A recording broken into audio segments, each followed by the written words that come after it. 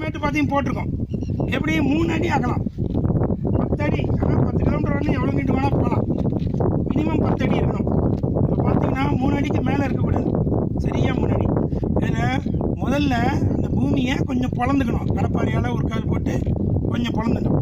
அதுக்கப்புறம் அதை நினைச்சோம்.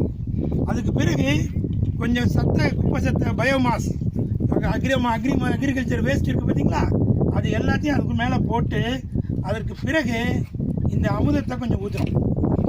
அமுதத்தில் நினச்சி கூட போடலாம். அதுக்கு மேலே இந்த சைடில் இருக்கக்கூடிய மேல் மண்ணை கொஞ்சம் எடுத்து போடணும்.